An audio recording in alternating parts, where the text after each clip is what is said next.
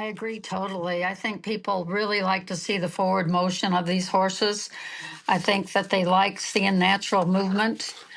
And I also think that economics plays a part in this too, because a lot of the amateur do-it-yourselfers can leave these horses at home with them and ride them and just take them out through the pastures and things, and maybe go in and have some maintenance done with the trainer or take some lessons. But I think overall it is more economical for the average person out there wanting to show their horse and be competitive.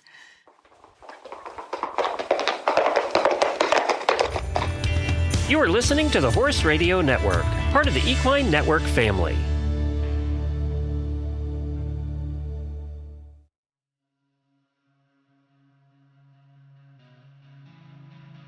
Welcome to The Ride, a podcast brought to you by Horse and Rider magazine, hosted by Nicole Cherico and Emily Carey.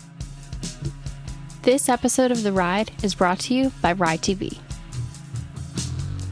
You're going to want to watch Horse and Riders videos on Ride TV. Watch carefully curated playlists for a variety of Western disciplines, including topics about gear, drills, mental strategies, and more. Our playlists are here for you to use to troubleshoot, progress in your goals, and improve your horsemanship. Plus, binge hundreds of hours of archived live streams, including the NRHA Derby, Mustang Challenge, RSMC Ranch Sorting World Finals, and more.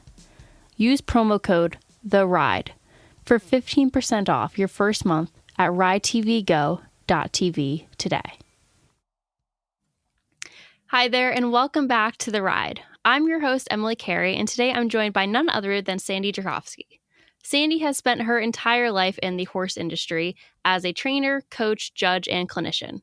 She's held judges' cards with APHA, AQHA, NRCHA, NRHA, and other associations for more than 30 years, and is currently serving as the American Paint Horse Association's Director of Judges and Professional Horsemen. Known for her passion for teaching and her commitment to excellence in the show pen, Sandy has a wealth of knowledge about everything horse-related. Recently, she has been involved with the new International Ranch Horse Association, and we're excited to talk today about the growth of a new association and what it means for the ranch horse industry. Sandy, thank you so much for joining me today. Okay, Emily, thank you so much for having me on today and about letting me give the opportunity to teach more people about the International Ranch Horse Association. This association came to be through a partnership with Daniel Patton, who's an entrepreneur from Ohio, and APHA. It is now solely owned by APHA. It's been going for 3 years, and APHA is the sole owner now. And it's designed to become the governing body for ranch horse competition worldwide. And Sandy, how did you personally become involved with this? Well, like you said earlier, I'm currently the director of judges for APHA and also have a strong passion for the ranch horse industry. When Dave Dillon, who's our Chief Executive Officer for APHA, asked if I'd be interested in leading this association, I was right on board. I said, let's do it. I think this will be a great association to enhance the whole ranch horse industry worldwide. All right, so backing up a little bit, can you tell us a little bit about your background and how you got involved in the judging and the showing?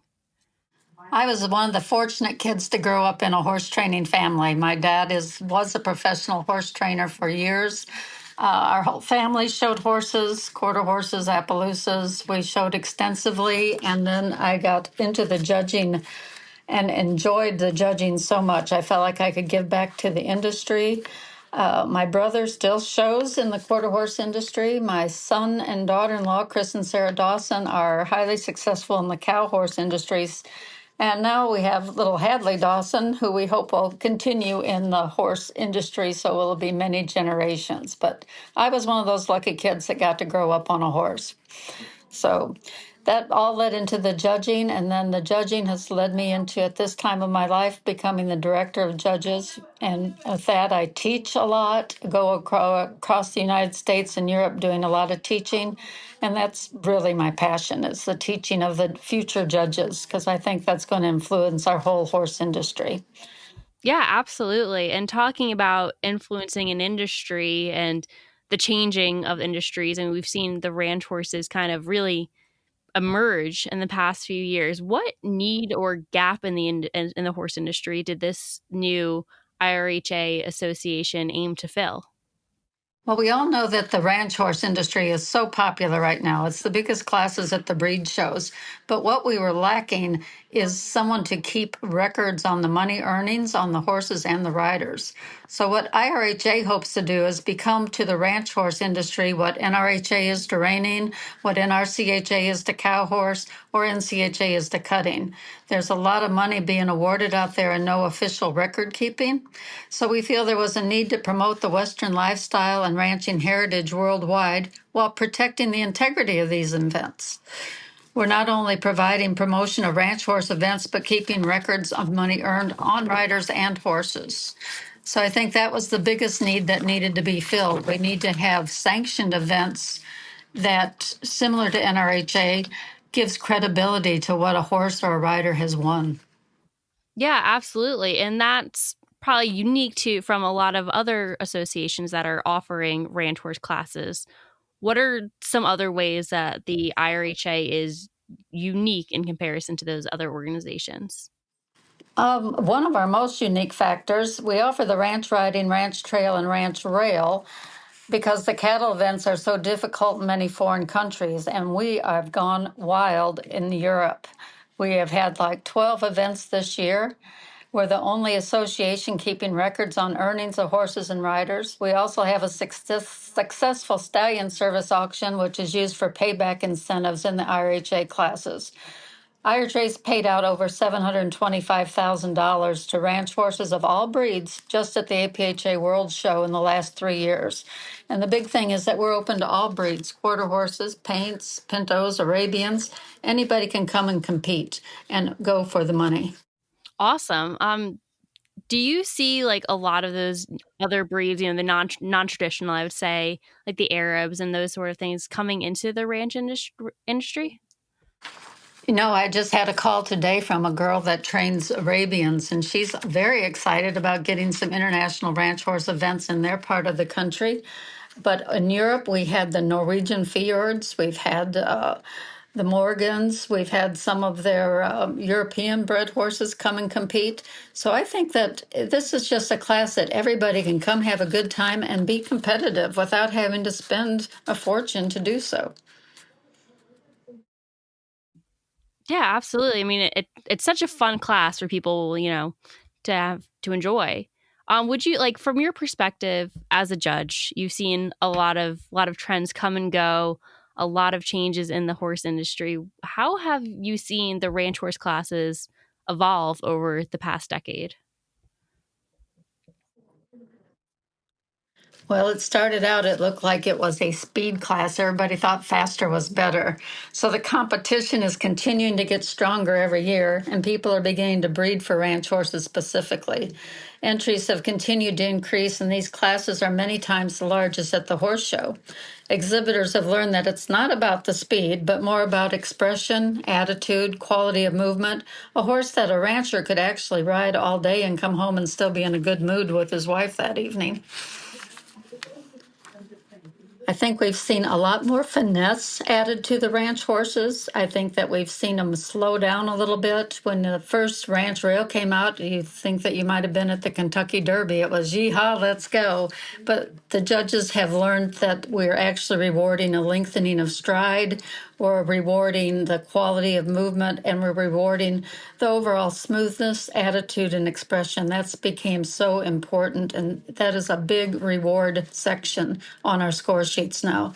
The RHA came out with a new, it used to have ranch horse appearance on the AQHA score sheet, and we have changed that to expression and attitude. And I think we're going to see a lot of the other associations following suit with that, because we're really looking for a horse that's quite happy doing their job. Yeah, and I think that's also probably a really big draw for competitors. They want their horses to go out and enjoy what they're doing. I had Alexa Maxwell on a couple episodes ago on the podcast to talk about, kind of her transition from more the all around to the ranch things. We've talked to Steve Meadows about, the transition to ranch world. And, I really think that the horses, as them to move naturally. I think that's also a really big draw for people to make that switch into these events. I agree totally. I think people really like to see the forward motion of these horses. I think that they like seeing natural movement. And I also think that economics plays a part in this too, because a lot of the amateur do-it-yourselfers can leave these horses at home with them and ride them and just take them out through the pastures and things, and maybe go in and have some maintenance done with the trainer or take some lessons. But I think overall it is more economical for the average person out there wanting to show their horse and be competitive. I think people want to enjoy their horses. This class gives them the opportunity to be evaluated on their presentation of the horse and not so much on their horsemanship seat. Being a cowboy is so very popular now due to Yellowstone, The Last Cowboy, all those TV shows that Taylor Sheridan has put out there. And these classes give people the opportunity to ride and show horses with very little risk or danger either. You have to think, a lot of our riders aren't ready to go down the fence or go chase a cow or go cut, but this is a very good introductory class for them to get started and get their feet wet and find out, hey, I can do this. And then maybe from here they will progress on to the cow horse, reining, cutting. But it is such a good stepping stone for young horses and young people and new riders to come in and enjoy and be competitive. I think once we start putting in some more levels, right now there is some green and the open, but the IRHA is wanting to start some intermediate and limited divisions to give trainers of all levels an opportunity to come be competitive and win good money. Yeah, that sounds awesome. Where, kind of jumping off of that, where do you see ranch classes heading to in the next 5 to 10 years? Well, I think they're going to keep the demand and popularity will stay. I think that we're going to, like I said before, we're going to have to put in some divisions to keep everybody showing. We can't just always be rewarding our top. We have to reward our middle and our bottom to keep that class growing and to keep the potential up. So that's where I think the intermediate and the limited divisions may be based on a rider's earnings over the last 3 years, and that's with IRHA keeping track of those earnings, then we'll say, yes, you are eligible for that intermediate. I mean, the Heading and Healing, the Roping Association took off so much when they started their numbering program. And like the barrel racing with their 3Ds and 2D type barrel racing, I think we're going to have to do the same thing in the ranch to keep everybody wanting to come in and show. The other thing I think we're going to see a demand for, because this division is growing so much at our breed shows, is I think we're going to have to put in a walk-trot division. So many of our amateurs don't want to lope yet, and it's still a good place for them to come and get started. A great place to sell some of the older horses that aren't such great lopers anymore, but really good packers and very safe. So I think that we're going to see that division. I think we're going to see more money added to all these events, and we're going to see more breeding incentives similar to what the NRHA has. The IRHA is taking off so well in Europe, and the demand for clinics over there is so strong. I just did a 2-day clinic in Kreuz, Germany, and the people are hungry for knowledge, and they were just wanting more and more. So that's exciting too. So I don't think it's just going to be here in the United States. I think it's going to be worldwide. And I think, talking about Europe, I think that's such an interesting point, is how there is a Western presence over there. I mean, we just saw a French rider win the Run for a Million. I think, people are really going to start seeing a lot of those European riders stepping up and, even making some headlines over here in the States. So much of it in Europe has always been they're so well respected in their dressage and their jumping. Well, they are stepping right up to the Western events, the rein and even the cow horse over there for the countries that allow them to use the cattle. The Americana is going on right now, and watching some of those videos, those top people could compete here in the United States any day. So they have stepped up their program, and I look for their ranch riding to step up too. Yeah. Do you think that the surge in popularity in the ranch horse events are going to influence other disciplines? Yes, I do think it is. I think that the ranch horse events make up a majority of the entries at a lot of the breed shows. And I feel it's very important that the judges and exhibitors preserve the integrity of this class. But I can see NRHA and NRCHA adding more ranch classes to their events as another avenue for their horses. It's a great class to take a horse from those events and show them without the pressure that is put on them to go be competitive in the cow horse events or the reining events. Kind of gives them a chance to come in, relax a little, get through their maneuvers. And that's kind of a schooling class that can also be earning money on these reining and ranch horses. I think we're going to see even NSBA this year put in a ranch horsemanship for the first time at their World Show. It was pretty well attended for the first year. So I think we're going to see more split offs like that in the different breed associations to keep people interested in showing, because basically showing is fun. Got to get out there and do it. And we have to offer them the level to compete against people of their own peers, of their own skill factor. Yeah, so we've talked quite a bit about what the future kind of looks like and what things people can look forward to in the future with the IRHA. What are some things that people can look forward to doing now in the association? Right now, they can come and show their horses. Like I said, we have the ranch trail, the ranch rail, and the ranch riding. And these three classes, I think we paid out, like I said, this year $252,000 at the APHA World Show for all breeds. And so that was the youth division had money paid back. They have scholarship money also. And the non-pro division, we had a 3-year-old futurity, and that was quite popular. It paid out well. Our stallion auction paid back to the stallion owners. I think we had $85,000 added in stallion money this year. So there's a lot of incentives to come and show and have a good time without it costing a fortune either. So that's kind of a plus. Yeah, for sure. And now, obviously, you are so boots on the ground. You've seen this kind of throughout, its existence so far. But, as a horsewoman, as a judge, what excites you the most about the future of ranch competition and the role that IRHA can play in that? I am very excited about our advisory panel that we have for RHA. We have our first meeting tomorrow, but we have some of the top trainers, coaches, and show managers, including Pete Kyle, Bud Lyon, Steve Meadows, John Irish, Clayton Gerald, Shannon Quinlan Hill, Patty Campbell, Rhonda Raplogel, Kimberly Stewart, Dana Hokana, Jessica Lawrence, and then we have a European support team with Sylvia Katschker, who's doing great clinics in Austria, and Sadi El Din, who's the president of the Austria Association. We have Lino Tassoni, who's from Italy, and Paula Donarini, and Helena Ryan from Ireland. And then our own staff is so excited about it. We have Dave Dillon, who's our CEO, Holly Slaughter, Irene Stamatopoulos, and Kurt Crawford. So we have a great support team that wants to do nothing but see this association grow. So I see approved events growing in both the United States and Europe with the help of this experienced panel. And then we also use Sky Mizzy and Wozone on the upcoming stallion auction, which will be held in January. And the stallion owners have all been so generous. So we're just very excited about the future and think nothing but great things are going to come from the International Ranch Horse Association. Invite everybody to come get involved. Yeah, absolutely. So kind of talking about judging, obviously that's your forte.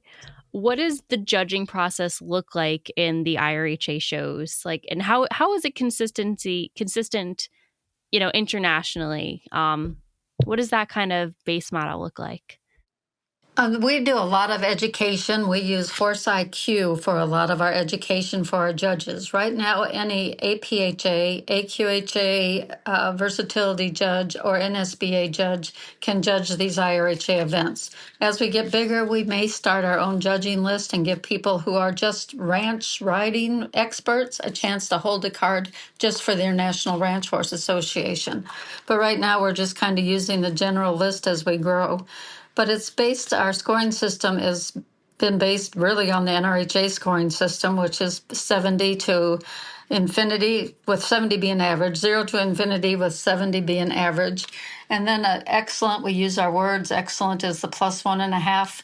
Very good is a +1, and +half is a good. 0 is correct. And there's nothing wrong when you see a 0 on your score sheet. Sometimes it's hard just to be correct. And then we go to the negative side, which is the poor for a -0.5, very poor for a -1, and extremely poor for a -1.5. There's a set of penalties in the rule book. So once an exhibitor looks at that score sheet, they can see, well, I really need to improve this walk. It only got a -0.5. I can step that up and make myself another 0.5 point. So the score sheets are so valuable. What amazes me when I go and judge is how many people who are going to the expenses showing, but they don't know the rules. They've never read the rule book. So one of the big things that I stress to everybody is get the rule book, read the rules. I mean, you don't play Monopoly without reading the instructions. So why would you go to a horse show and not know what the rules are for your ranch riding, your ranch rail, any of your classes? So I think I'm a big proponent on everybody studying that rule book. I think that's not only the judge's responsibility to know the rules, but the exhibitor's responsibility as well.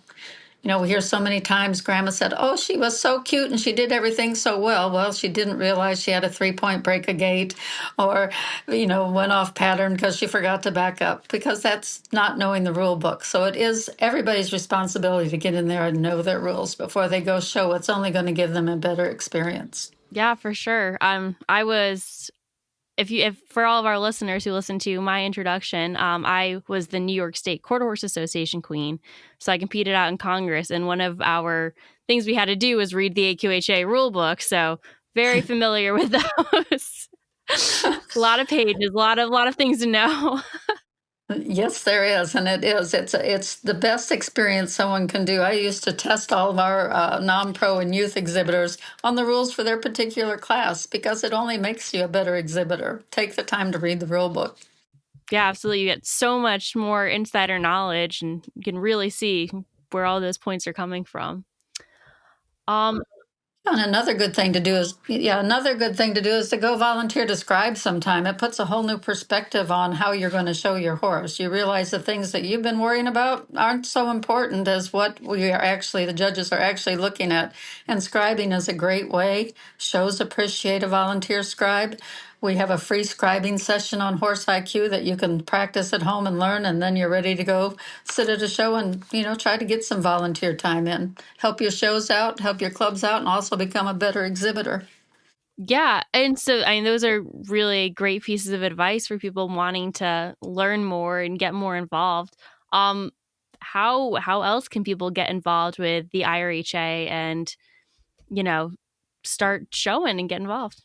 Well, we're going to try to produce at least shows in every zone in the United States. That's our goal for this coming year. So we watch our International Ranch Horse Facebook page. We'll have shows put on there.